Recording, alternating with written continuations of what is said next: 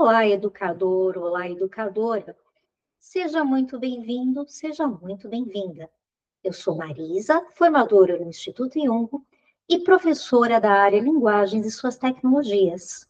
E hoje quero conversar com vocês sobre estratégias metodológicas para a elaboração de sequências didáticas. Para apoiar essa nossa boa conversa, eu trago 3 questões orientadoras. A primeira delas, o que é uma sequência didática, não visa esgotar o debate e a ter uma resposta única, mas traz elementos para a gente pensar em conjunto aqui o que é essa noção e, o mais importante, que potência ela tem para o nosso trabalho nas práticas pedagógicas. A segunda questão orientadora da videoaula é quais são as principais características de uma sequência didática. E para isso, nós vamos trazer 2 simulações de sequências didáticas e discuti-las, de forma que a gente possa tornar mais visível o que é que caracteriza essa noção. E, por fim, em um exercício didático, vamos procurar responder aqui o que é e o que não é uma sequência didática, mas nesse movimento de tornar mais visível, explicitar, didatizar os pontos pelos quais passamos, sem querer, evidentemente, encerrar essa boa discussão. Então, vamos lá? Para iniciar, eu tenho um convite. Eu trago essa questão: de onde você costuma partir para pensar sequências didáticas nas suas práticas? E eu gostaria que cada educador e cada educadora que nos acompanha aqui fizesse seus registros, de modo que ao término dessa videoaula, vocês possam, no movimento de avaliação, no exercício de autoformação, confirmar conhecimentos, saberes práticos que já possuem, mas também ter a abertura para experimentar outras possibilidades, se assim for o caso. Avançando aqui na nossa discussão, então vamos adentrar a discussão do que é uma sequência didática. E para isso, eu peço licença para trazer uma referência que já é clássica nessa discussão. Trata-se do autor Antoni Zabala, na obra A Prática Educativa, Como Ensinar. Acompanhem comigo, por favor, a citação. O que é uma sequência didática? Ela é um conjunto de atividades ordenadas, estruturadas e articuladas para a realização de certos objetivos educacionais, que têm um princípio e um fim conhecido. Então, vamos pensar um pouquinho sobre aspectos que estão aqui estruturando essa definição. De partida, não se trata apenas de atividades, não se trata de um conjunto de fazeres do estudante que sejam isolados, que sejam fragmentados, não. Tem aqui uma tessitura. O autor chama a atenção para esse movimento de ordenação, estruturação e articulação das atividades. Como o próprio nome diz, tem uma sequência. Tem aí uma organização cronológica. O que é que a gente quer que o estudante experimente e faça ao longo dos tempos curriculares? Mas o mais importante nessa definição é que, além dessa ordenação, tem um compromisso enorme com o que ele chama de objetivos educacionais. E que, se a gente quiser colocar em diálogo com terminologias do currículo contemporâneo, estamos falando aqui com expectativas de aprendizagem, direitos de aprendizagem, ou seja, as competências e habilidades que nossos estudantes e as nossas estudantes têm o direito de desenvolver ao longo de toda a formação geral básica. E há um ponto de partida, mas há também uma perspectiva de chegada, um fim que é conhecido pelo educador. É o educador, esse profissional especializado, que sabe o que é que os estudantes precisarão aprender e desenvolver. Ainda acompanhando o pensamento do autor, eu trago aqui uma segunda interação em que ele diz: uma sequência didática permite reunir toda a complexidade da prática, incluir as 3 fases de toda intervenção docente quando ela é reflexiva: o planejamento, a aplicação e a avaliação.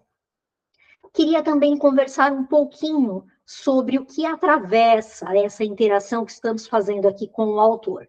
Então, vejam que bonita essa reflexão. Em uma sequência didática, como se estivéssemos olhando a ponta de um iceberg, a gente tem toda a complexidade do nosso trabalho, do fazer educativo. Então, naquela mera ordenação que alguém vê e pode até achar que tem só um exercício de comunicar, de registrar o que faremos, tem todo um pensamento complexo. Nós sabemos que precisamos avaliar quem são os jovens e as jovens que estão aí conosco nessa jornada e que são os sujeitos dos direitos de aprendizagem. Nós fazemos uma leitura do que é que eles já trazem de saberes, do que é que eles já trazem de repertório, e olhando para o nosso compromisso com o currículo, nós sabemos a que ponto gostaríamos que eles chegassem, ou seja, que outros conhecimentos gostaríamos que eles construíssem, que habilidades e competências gostaríamos que eles desenvolvessem. Então, a gente articula uma leitura da nossa moçada, do pertencimento que essa moçada tem ao território. Nós temos uma leitura do momento histórico que eles estão vivenciando, nós temos uma leitura do currículo e do nosso compromisso com esse currículo para esses jovens bem situados territorialmente falando. Então, toda essa complexidade opera nas nossas escolhas. Que desafios vamos propor? Que produções? Que questões? O que queremos que eles experienciem ao longo dessa proposta? De onde partiremos? O que é que eles vivenciarão para desenvolver e avançar, progredir nas aprendizagens? O que esperamos como culminância? Que oportunidades daremos para que eles o tempo todo comuniquem aí seus processos e a gente possa exercitar uma avaliação que é formativa.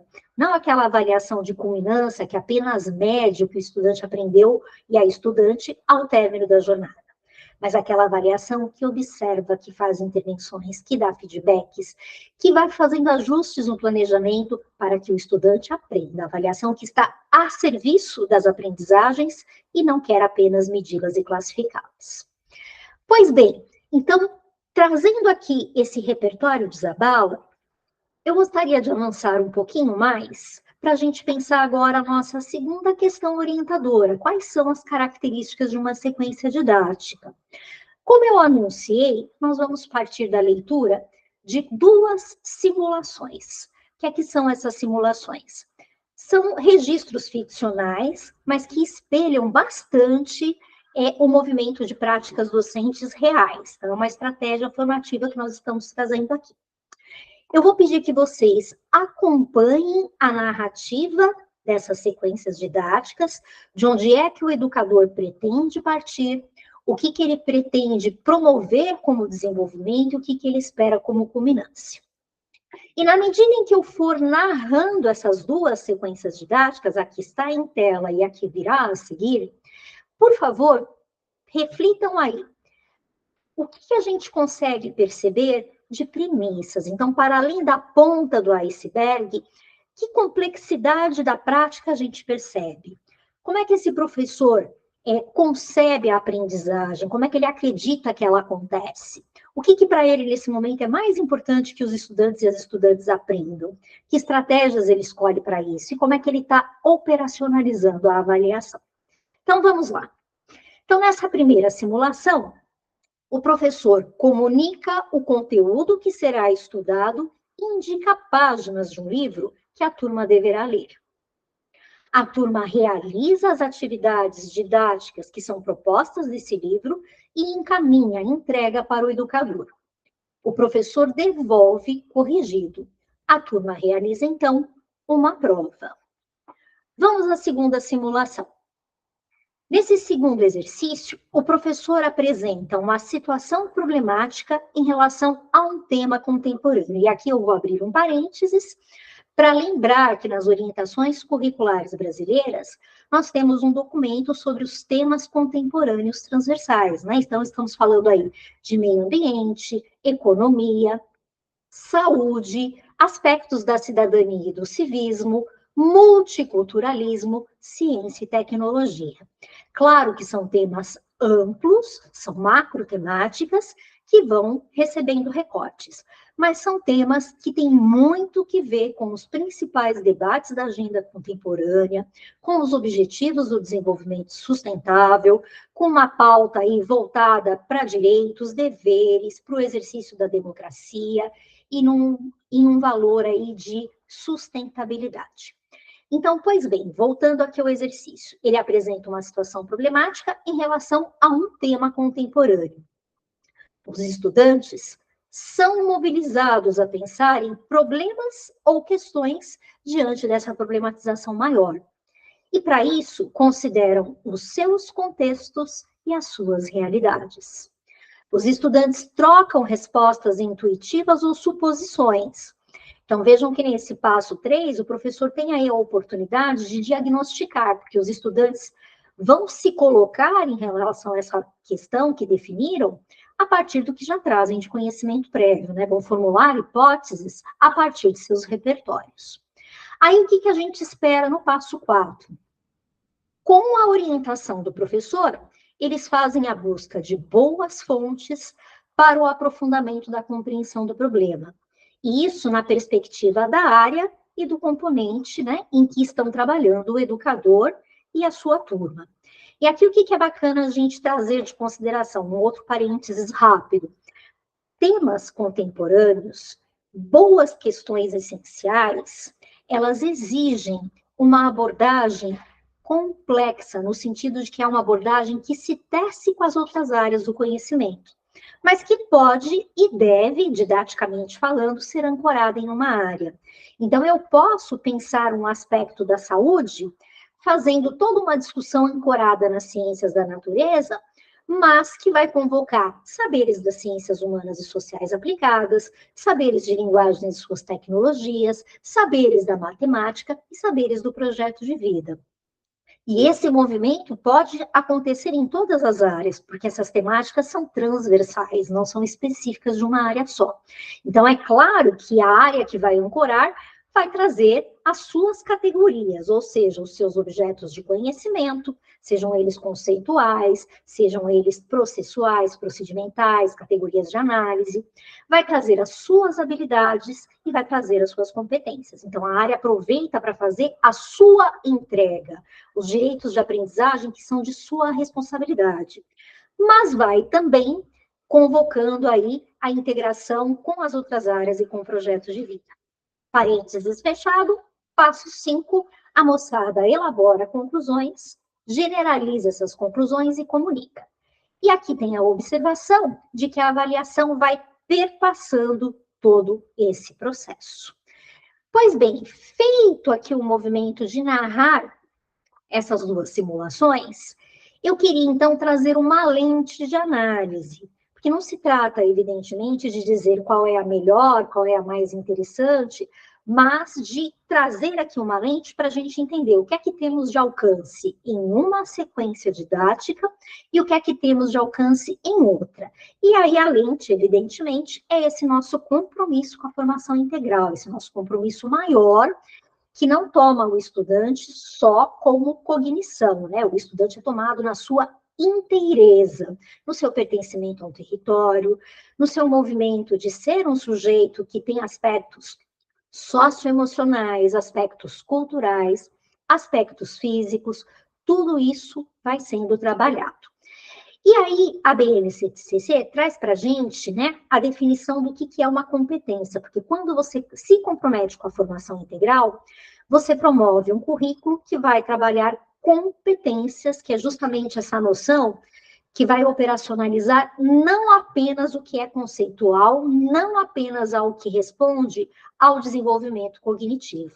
Então, a abordagem por competências, quando bem compreendida, quando bem potencializada, ela está a serviço dessa formação integral, dessa formação humana plena de nossas jovens e de nossos jovens. Então, vamos aqui, juntos e juntas, reler essa categoria tão importante que é a definição de competência trazida pela BNCC.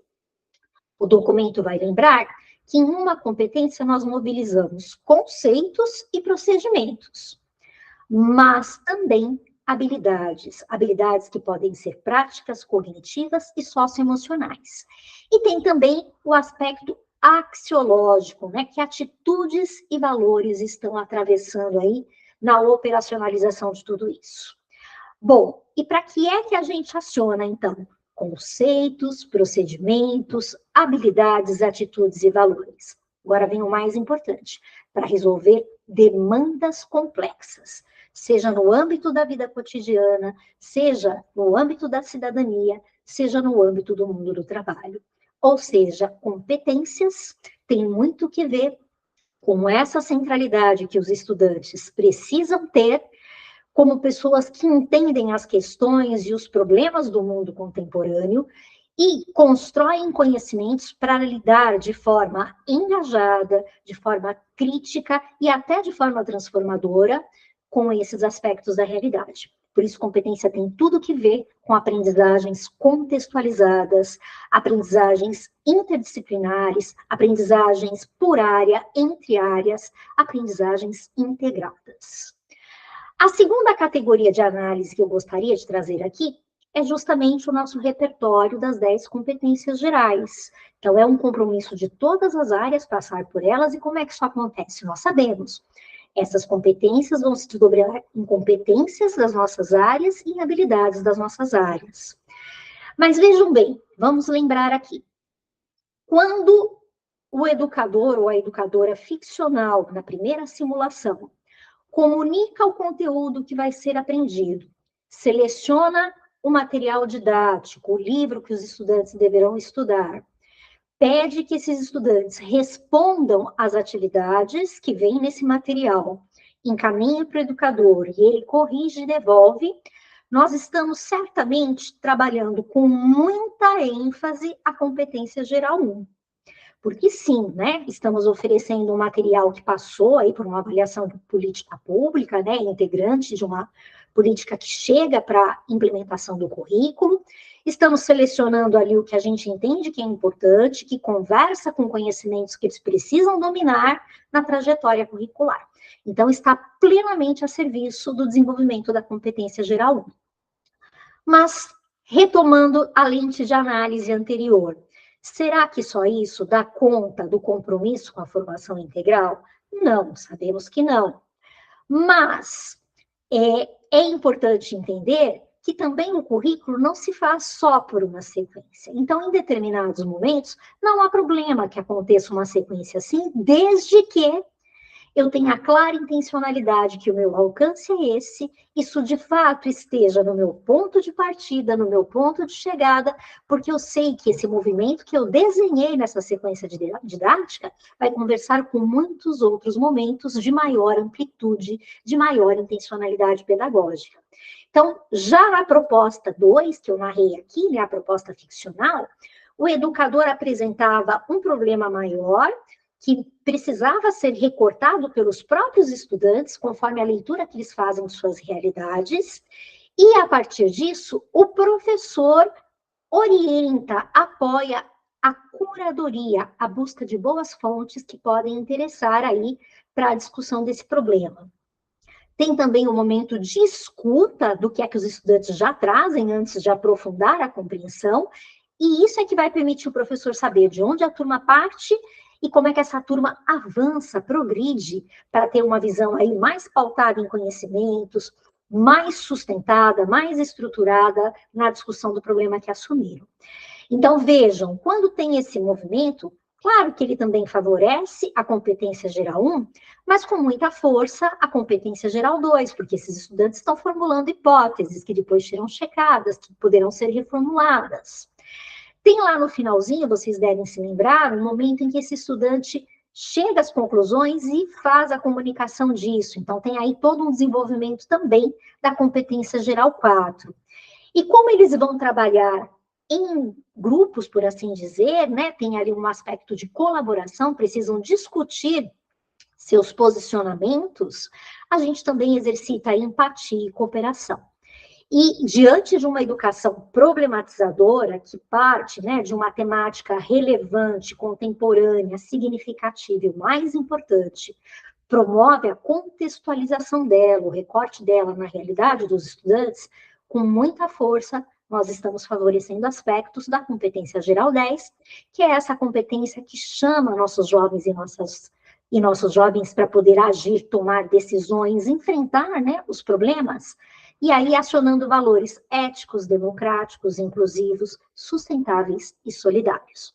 Então, se quisermos fazer o comparativo entre as duas situações ficcionais, teríamos aí uma primeira que favorece bastante a competência geral 1, está na linha de trabalhar mais os conhecimentos em estrito senso, mais os aspectos conceituais.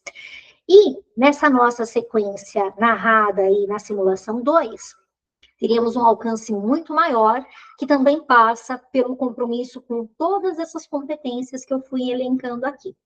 Agora, vejam, no movimento de curadoria de bons materiais que possam apoiar a compreensão, aquela sequência que nós pensamos ali no exercício 1 poderia perfeitamente entrar como parte desse movimento da sequência 2.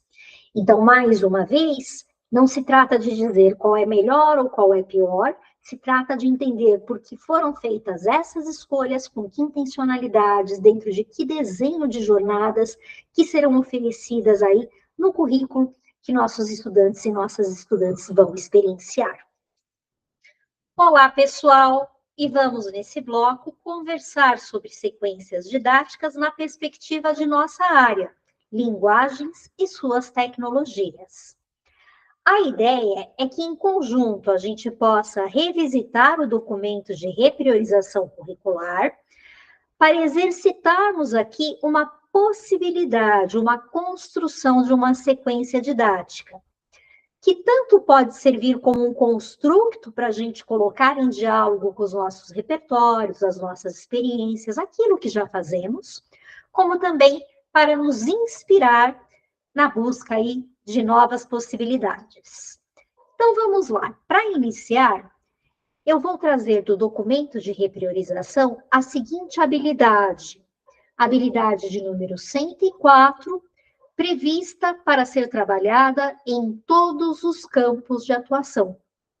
Campo da vida pessoal, o campo da vida pública, o campo artístico literário, o campo jornalístico midiático, o campo das práticas de estudos e pesquisa. Observem que se trata de uma habilidade complexa. Em que sentido? Ela é tecida de outras habilidades. Então, temos utilizar as diferentes linguagens, levando em conta seus funcionamentos para a compreensão e a produção de textos e discursos em diversos campos de atuação social.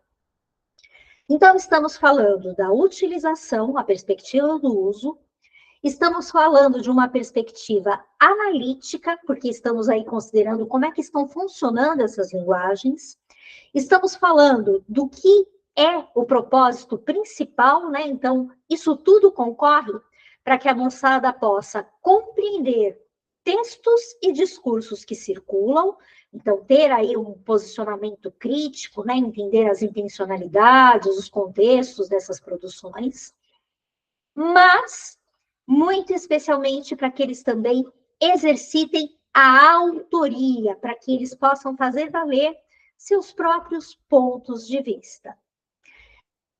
O que eu gostaria de fazer na sequência? Eu vou trazer recortes do nosso documento, mostrando como essa habilidade que está presente no trabalho de todos os componentes da área vai se desdobrando na relação com objetos de conhecimento, com aí unidades de aprendizagem, unidades temáticas de cada um desses componentes. Então, observem comigo. Para esportes, que é um eixo, uma unidade temática de educação física, nós podemos desenvolver essa habilidade trazendo como objeto de conhecimento polêmicas envolvendo os esportes. E aí nós temos possibilidades de recortes, né, para essas polêmicas. Torcidas organizadas, presença de violência, de preconceito, respeito ou não às regras, uso de imagem para a venda de produtos e de ideias, o doping, a perspectiva inclusiva, entre outras possibilidades. E aqui o que é bacana a gente pensar em conjunto? Que essas polêmicas vão se materializar em textos e discursos.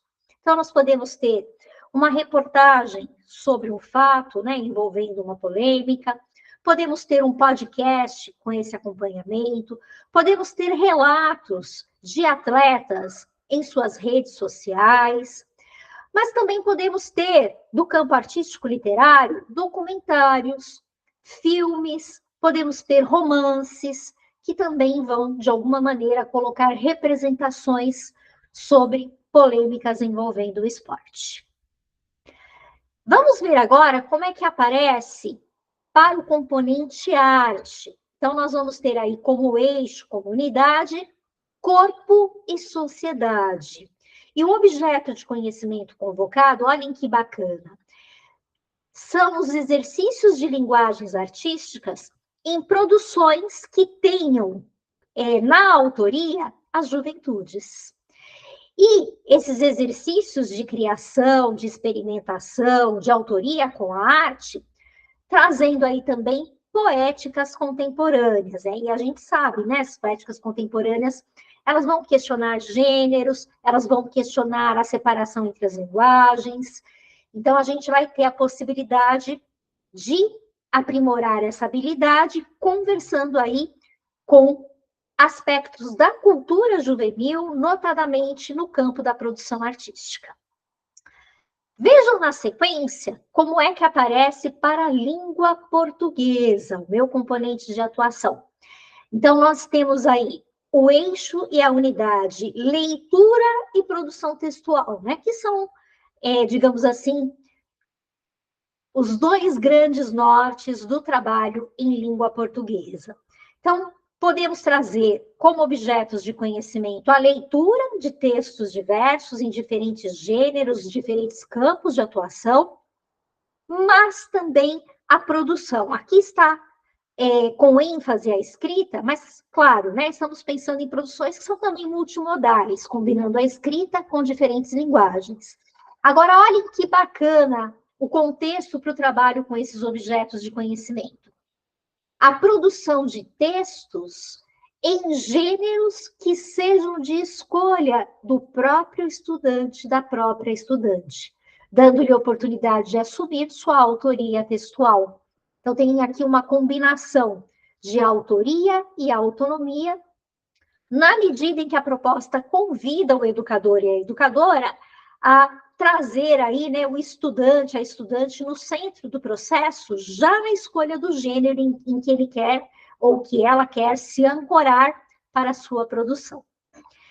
E no caso de inglês, como é que aparece essa habilidade? Ela está no eixo, na unidade de leitura, e aí, claro, estamos falando de textos que se valham da língua inglesa como um instrumento de acesso à leitura, à compreensão, à interpretação, uma possibilidade de construção de consciência crítica e seletiva acerca dos discursos que permeiam a vida do estudante em qual campo? No campo jornalístico-midiático. Então, estamos falando aqui de podcasts, de blogs, de sites da imprensa hegemônica, mas também da imprensa alternativa comunitária, que se vale aí dos novos meios de produção e circulação da notícia e da formação de opinião. Podemos usar aqui também as redes sociais, na medida em que elas também têm, né, esse caráter hoje de difusão da notícia e da formação da opinião.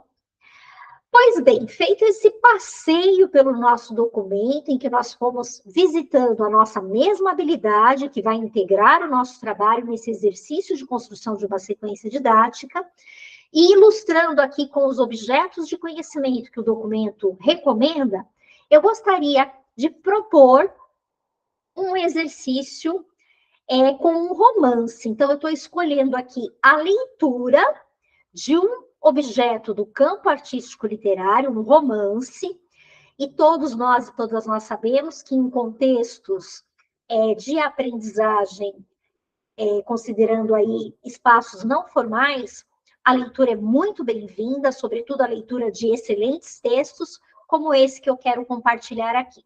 Então, eu estou falando de Cinzas do Norte, do nosso autor Milton Ratum, que a gente sabe, né, é manauara, e é um romance que foi publicado em 2005, e apesar de ser relativamente jovem, já é um clássico da nossa literatura. Então, vamos relembrar o enredo de Cinzas do Norte. Ele se passa entre os anos de 50 e 60, na cidade de Manaus, e vai acompanhar todos os anos de formação do jovem personagem Raimundo, ou Mundo, como ele é chamado. Então, o que aparece nesse enredo? As tensões com o pai, e não são poucas, todo o processo de uma escolarização extremamente autoritária, com destaque para as vivências que esses jovens têm nas aulas de educação física, com muitas polêmicas envolvendo o esporte. A descoberta da arte. O mundo tem, né? Não aparece a palavra projeto de vida, mas nós podemos fazer relações com ela. O mundo tem no seu projeto de vida viver de arte. Aliás, esse é um dos motivos do conflito com a visão do pai. E as escolhas que ele vai fazendo, né, para conseguir isso. Então, há, em determinado momento, a opção de migrar para a Europa, né? Ou melhor dizendo, de imigrar para a Europa. E ele faz isso. Então, ele vai viver na Europa e um período bem importante em Londres. Portanto, se valendo ali da língua estrangeira moderna, e mais que isso, né, experimentando aspectos daquela cultura e experimentando a condição de ser um jovem brasileiro querendo viver de arte nesse contexto aí de imigrante. Então, vejam que interessante, como é um romance que vai falar da formação de um jovem, ele vai trazer no campo da ficção diferentes experiências desse protagonista que vão ter relações muito fortes com o que nós estamos buscando aqui nas habilidades e nos objetos de conhecimento que nós ilustramos como possibilidade de integração. Aí eu queria agora fazer esse movimento já numa abordagem mais pedagógica, tá? Então, eu tenho aqui um esquema em que nós estamos enxergando no centro uma flecha com duplo movimento, que tenta aí representar essa dinâmica de transversalidade. Então, essa nossa habilidade que está sendo perseguida e focada, mesmo que trabalhemos com outras, é essa que nós estamos assumindo como uma habilidade integradora dos componentes. Então, essa habilidade de uso, de análise do funcionamento das linguagens, essa habilidade que tanto concorre para a compreensão de textos e discursos, como especialmente para a produção na condição autoral de nossos jovens e nossas jovens. E a leitura do romance seria a estratégia integradora maior, tá? Por assim dizer. E eu trago nesse esquema questões essenciais, boas problematizações que ajudariam a estabelecer relações com o que nós temos no nosso documento de repriorização curricular. Então, no caso de educação física, há aqui a sugestão que houvesse mais detidamente a análise do trecho do romance em que Mundo vai fazer uma série de desenhos que ele depois vai nomear corpos caídos. E o que ele vai representar nesse desenho? É muito bonita, né, essa passagem do romance. A perspectiva dele em relação ao que ele presencia na quadra. E vejam como o nome já é sugestivo. E o que a gente poderia trazer de reflexão? Que preconceitos e violências se colocaram na experiência do protagonista do jovem mundo? E quais se colocam hoje para as juventudes nos esportes? E como é que nós podemos ter posicionamentos em relação a isso? Então, uma relação entre o que está representado no romance, no campo ficcional, com a experiência de nossos jovens e de nossas jovens, e uma convocação para a réplica, né? Pedindo um posicionamento crítico, ético, em relação ao que eles percebem ser, infelizmente, ainda uma realidade nos esportes. Em arte, o que nós teríamos aí de possibilidade de problematização? A gente sugere, especialmente a análise das passagens em que o mundo vai vivenciar pela primeira vez uma intervenção artística. Então, tem ali todo o movimento, né, do seu processo de indagação, da sua pesquisa e do seu processo de criação. E aí, questões como: o que é que alimentou a pesquisa e a criação do artista jovem, o protagonista mundo? E hoje, que questões estão motivando as experimentações e as buscas de jovens artistas manauaras? Então, uma pergunta que, claro, né, vai render aí todo um movimento de investigação, de curadoria, mas também de troca dos repertórios que nossos jovens e nossas jovens trazem para a sala de aula, e muitas vezes eles e elas também participam de coletivos de arte e terão aí a oportunidade de falar de seus processos. Em língua portuguesa, como para a língua portuguesa a leitura em si já é o objeto, nós podemos trazer questões mais globais, questões mais macro, né, que permitam aos estudantes e às estudantes a apreciação de diferentes aspectos que estão em jogo aí nesse romance que tanto fala da trajetória de formação de um jovem, como também de uma época, de um território. Então, o que a leitura me traz de reflexões sobre o meu território? Que questões enfrentadas pelo personagem central também dizem respeito às juventudes de hoje? E aqui, de propósito, essas juventudes no plural e sem delimitá-las no nosso território, porque, claro, muito do que acontece ali da experiência desse jovem manauara tem que ver com as experiências universais de juventude, mas tem que ver também com experiências locais de juventudes. Então, a ideia é que eles façam esse trânsito, né? Se coloquem em relação ao seu território ontem, se coloquem em relação ao seu território hoje, se percebam nessa pluralidade de juventudes que habitam o mundo e que têm questões contemporâneas comuns. E aí nós vamos trazer agora o componente inglês, lembrando que inglês tinha como objeto de conhecimento uma análise crítica dos discursos que circulam, né, nas mídias, e aqui a gente faz um recorte conversando com a leitura do romance. Então, a ideia é focar nas passagens em que ele experimentou a condição de imigrante. O que o personagem esperava encontrar no exterior e o que efetivamente ele encontrou? Então, o que é que ele almejava no seu projeto de vida e qual foi a experiência real nessa sua passagem pela Europa? E hoje, que realidades da imigração de juventudes para a Europa são mostradas nas mídias internacionais?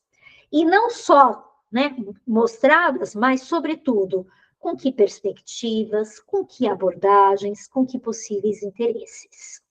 Então, há aí a possibilidade de que a nossa moçada troque, né, o repertório de mídias que acompanha, mas que também amplie. Então, nessas trocas, eles vão conhecendo novos podcasts, vão conhecendo novos blogs, vão conhecendo novos canais de influenciadores que se valham da língua estrangeira e que podem ou não fazerem a cobertura dessa questão tão contemporânea que é o movimento aí de imigração das juventudes por diferentes fatores.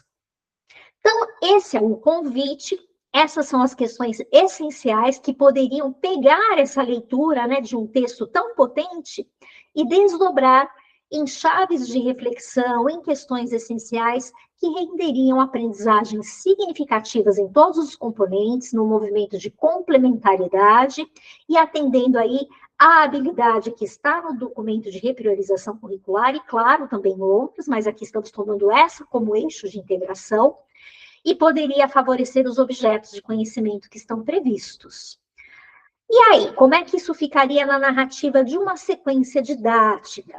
Então, nós poderíamos ter a seguinte sequência: a língua portuguesa poderia ancorar o trabalho de leitura, né? Ler o romance, experimentando momentos individuais e coletivos. Então, o estudante poderia participar de rodas de leitura, tertúlias, saraus, seminários, dentre outras possibilidades. Poderia, e aí já no trabalho com educação física, né? Reler trechos do romance, analisando a experiência de escolarização inicial do personagem, para discutir aspectos da violência nos esportes, tanto no contexto da ficção, como no contexto dos estudantes. Em arte, reler trechos do romance, analisando a narrativa das primeiras experiências do personagem com a intervenção artística, e fazer a curadoria de propostas de jovens artistas manauaras para conhecer as questões, as linguagens, as materialidades e as pesquisas com que trabalham.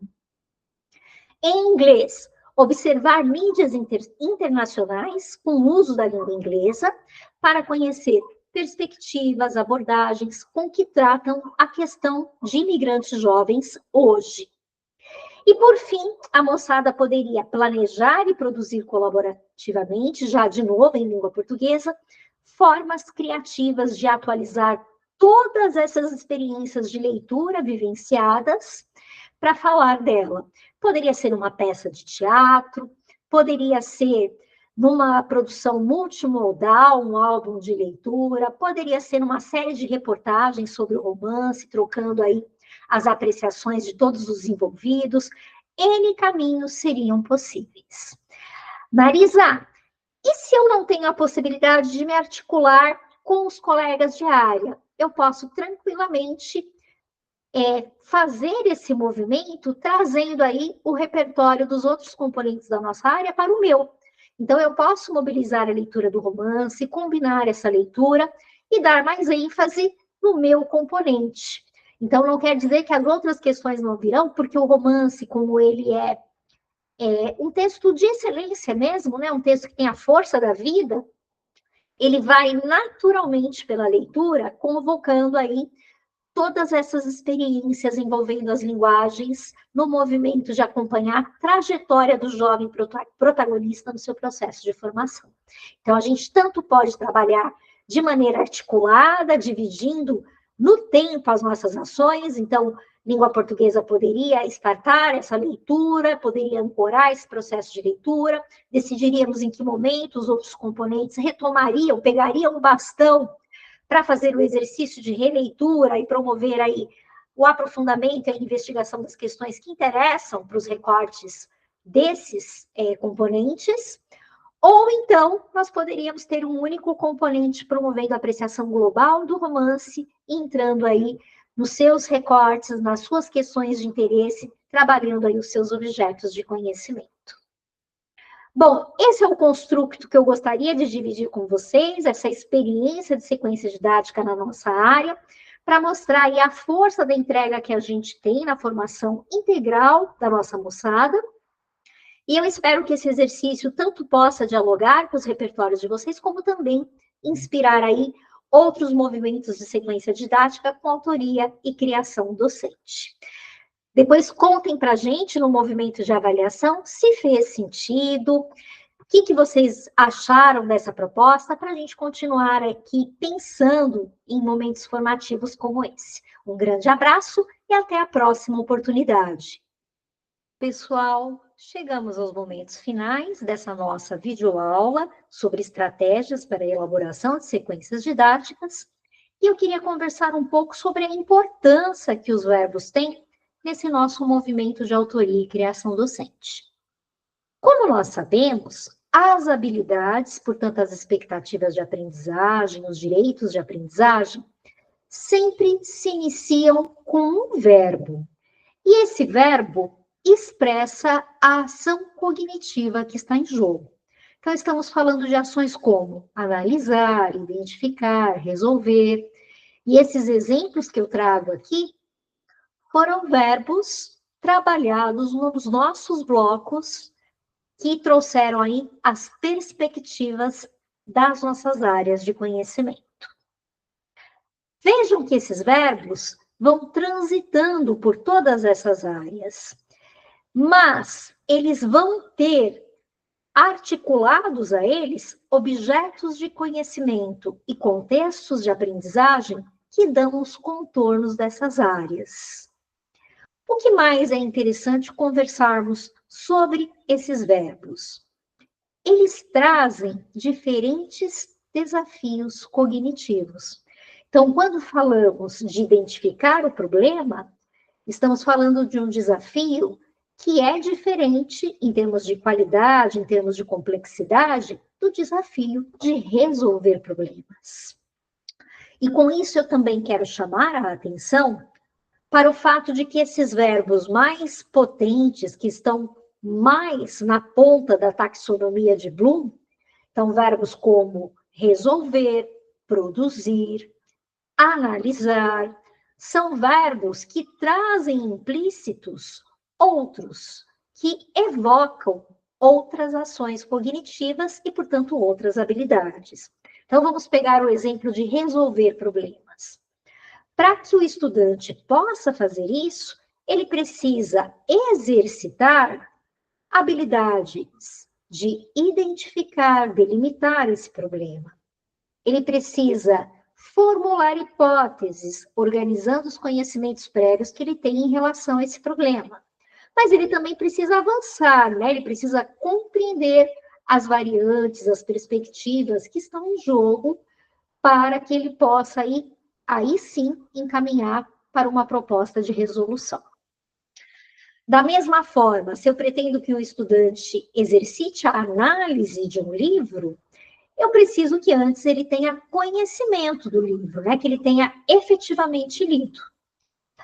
Agora, a beleza do nosso trabalho, ela está no fato de que, além de espelhar essa progressão, no movimento que a gente quer que o estudante tenha, né, diante das atividades que vamos propor, nós também vamos agregar outros verbos. Então, não é uma transposição tão mecânica. Então, tem ali um espelhamento, um compromisso com a progressão, mas tem também outros verbos que vão aí dando camadas de sentido, que vão aí vinculando o estudante à situação de aprendizagem ou às situações de aprendizagem que nós vamos propor na nossa sequência didática.